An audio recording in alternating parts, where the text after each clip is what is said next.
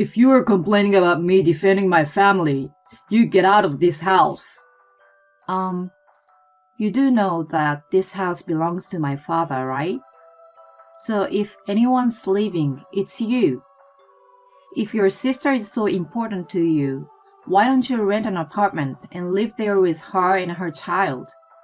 I doubt whether your salary is enough to cover expense for the three of you, though. Shut up! Don't you dare make fun of me! With this, my husband slaps me on the cheek. Oh, That's what happens when you disobey me. If you don't want it to happen again, do as I say. my name is Kate, and I'm a 34 years old office worker. I currently live with my husband, Corey, and our 6-year-old daughter, Michelle. We live in an apartment which is just the right size for a family of 3. But recently, a certain individual suddenly moved in, and it has become a big problem. The certain individual is my sister-in-law, Judy. Out of the blue, she came to our house with her 3-year-old daughter. According to Judy, her husband is an abusive man who constantly harasses her at home.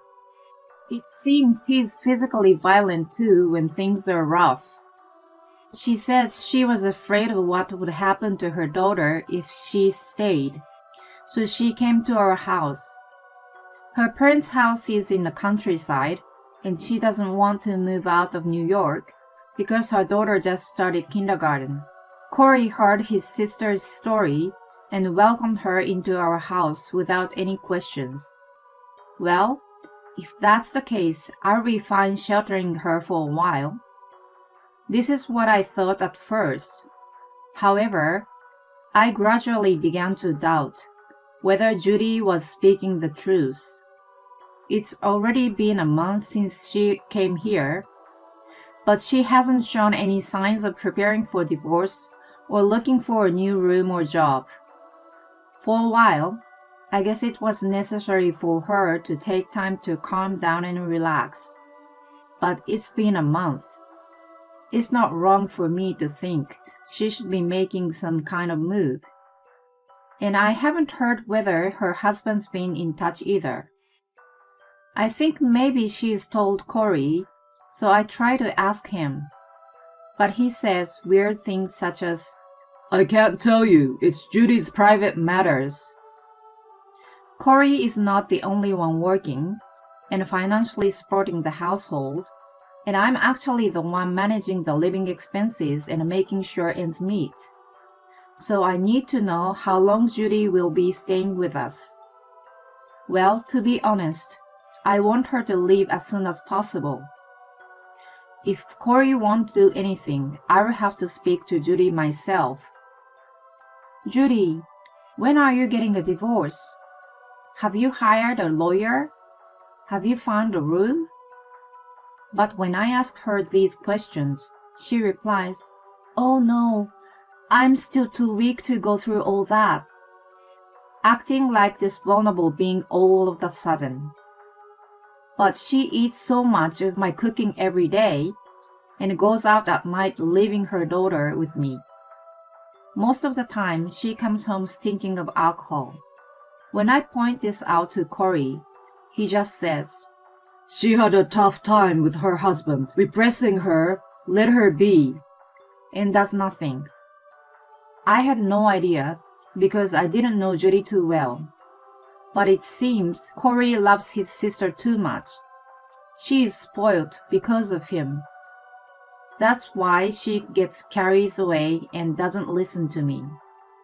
Lately, I think she's gotten too used to living in our house. She's always lounging on the couch. Even before I go to work, she's there on the couch. And when I come home from work, she's still there. She doesn't help with any of the housework, leaving the aircon on, and uses our groceries for her lunch without permission. So when I came home, the groceries I was going to use for dinner are gone. Sometimes I would have to go to the supermarket again to buy more. This continues, and before I know it, 2 months has passed since Judy and her daughter first came to our house. I really can't take it anymore. Can you please talk to her as an older brother? My patience is at an end. So one day, I asked Corey to tell his sister to get her act together. What? You're going to treat my sister that poorly? She's my family. How can you say that? I let her stay here 2 months even though she's done nothing. Isn't that generous enough? 2 months is more than enough time to get divorced and work sorted out. But she stays here every day doing absolutely nothing, only to leave the house at night to go and do whatever she pleases. I'm telling you, it's just her way to relieve the stress of what she has been through. We have passed the period completely. It's time for her to move on. With this, Corey snaps back at me. Shut up! You know my sister suffered. You cold-blooded devil. Don't you have a human heart? I didn't think you were so cruel. For once, I cannot back down. Okay, then you help me with the housework. Huh? Help me with the housework. We both work. So why am I the only one doing the housework and taking care of Michelle? If you care so much about your sister, then take care of this house too. At least drive Michelle to kindergarten. You've never done anything. You know that? It's not like you're going through a rough time right now, not like your sister. So you should be capable. With this, Corey doesn't know what to say. I guess he can't talk back because everything I said is right. All he can say to me is this. Well, that's your job as a wife. Huh? What was that? Are you harassing me? You say you're upset that Judy's husband is harassing her, but it's okay for you to do the same to me? That's not what I... Can I ask you to drive Michelle from now on? Okay.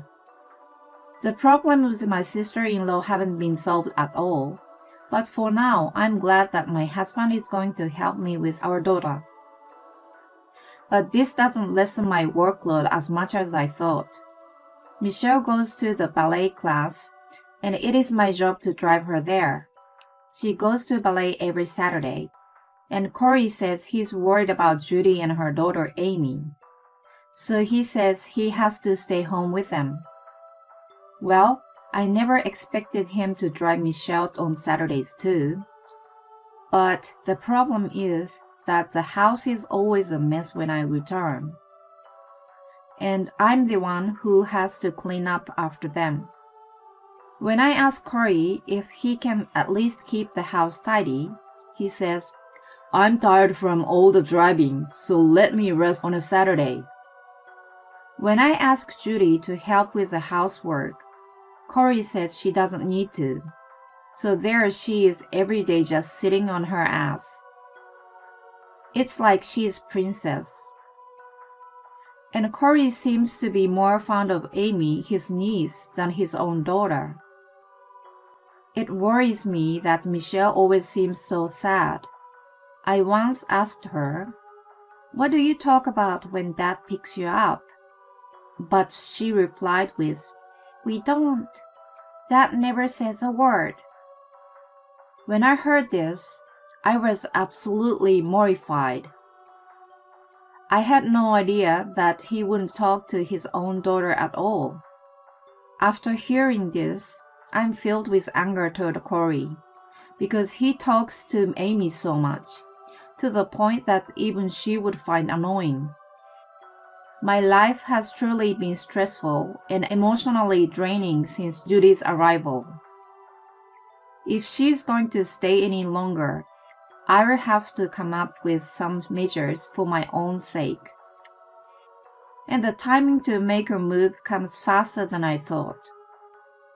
It is while I am in the bath, taking my time to relieve myself from all the stress, when I suddenly hear Corey shouting. I am so startled that I fling on my clothes and rushed into the living room. Michelle, do you know what you just did, huh? As I reach the living room, I see my daughter trembling in fear with tears rushing down her face. Corey is red-faced and angry.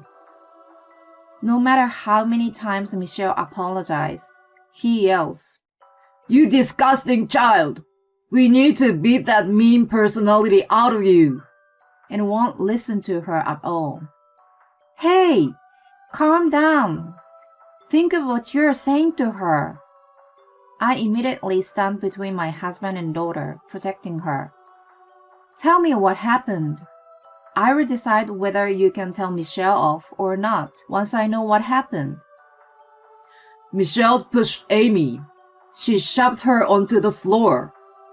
What? How dare she push my sister's daughter?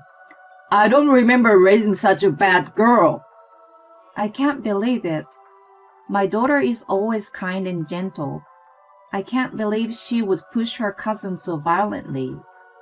However, looking toward my sister-in-law and her daughter, I see that Judy is hugging and calming down on crying Amy. It was terrible things to do. You have to properly punish her, Corey. Glaring at Michelle, Judy eggs my husband on. Wait a minute. Maybe Michelle did push Amy, but why did she? She wouldn't do something like that without reason.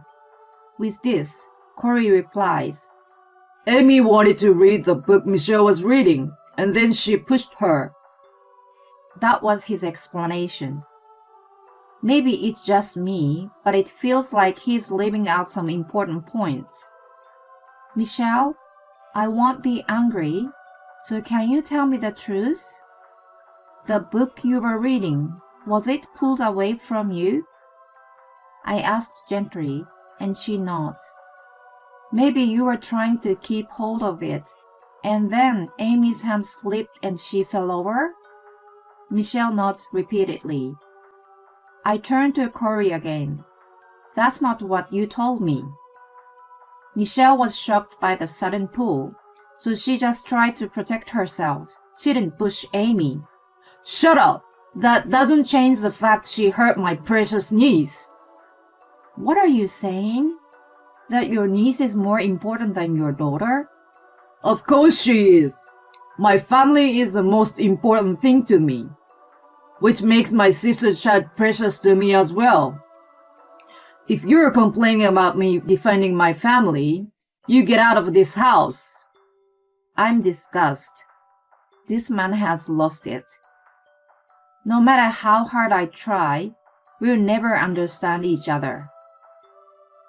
You do know that this house belongs to my father, right? With this, my husband looks startled. Judy seems upset too. Huh? What do you mean? She says. So, if anyone's leaving, it's you. If your sister is so important to you, why don't you rent an apartment and live there with her and her child? You will be happy, right? Because you love your sister so much. I doubt whether your salary is enough to cover expenses for 3 of you, though. It seems this was it for Corey. Shut up! Don't you dare make fun of me! With this, my husband slaps me on the cheek. Oh! I feel a twinkling pain in my cheek. It must be turning red too. That's what happens when you disobey me. If you don't want it to happen again, do as I say. I rub my cheek with my hand and say, Fine, I will do as you say and leave. Packing my belongings, I take my daughter's hand and head to my parents' house. My parents are livid when I tell them what happened. Divorce him. That's the only option. And I'm getting them to leave that apartment, says my father, the owner of the apartment. But I'm sure Corey won't leave the house that easily. So for the time being, I decide to do some research to be prepared. I contact my in-laws to gather information about Judy's husband. I thought they might know something about him. However, they say they haven't heard anything from Judy. On the contrary, according to them, Judy and her husband's relationship was going well. I become increasingly suspicious of Judy's statements. But I've only briefly met her husband Stan, and of course, I don't have his contact info. My in-laws always contacted him through Judy, so they don't know how to reach him either. I heard he works at a company named so-and-so. Why don't you try reaching out to them? They say. So I head off to the company where Stan works. I vaguely remember his face, so I should be able to recognize him at the office. I stand outside the company near the end of the working hours and find him. When I call out to him, Stan is startled. Then he hurriedly asks, Do you know where Judy is right now? For a moment, I wonder if Judy really was suffering from this man. But it seems this is not the case. I go to a coffee shop with him and see what he has to say. Apparently, it was Judy who was the terrible one. Does Corey know about this? Well, it doesn't matter. Stan says he wants to help. So with him and my parents, we head to my house to see Corey and Judy. When she sees Stan, Judy is in shock. How? How did you find me? Judy, you know you have to pay the compensation to me, right? It turns out Judy's words were all lies and she was actually having an affair. To top it off, Stan had already divorced her, and Judy fled to this house because she didn't want to pay him. Stan didn't know how to contact Judy's parents, and he was too busy at work to visit them in the countryside. He was about to give up, unable to do anything about the situation. Are you still going to take your sister's side? I asked Corey. Of course, it's his fault if his wife is cheating on him. He answers. Unbelievable. Great. No need for me to have any tolerance for this man anymore. I'm divorcing you, and I want you out of here as soon as possible. You are trespassing on my father's property. I've got a medical certificate, and I've filed a damage report for a slap to my cheek. I'm going to file a lawsuit against you for inflicting injury. Hearing this, Corey starts to panic. Wait a minute. You're joking, right? I'm sorry, it was all my fault. We can talk about this. Corey begs me. Judy is begging Stan to forgive her as she has no money to pay the compensation, but there is no way we would forgive them. I never withdrew the report, so my husband is arrested and has to pay a fine.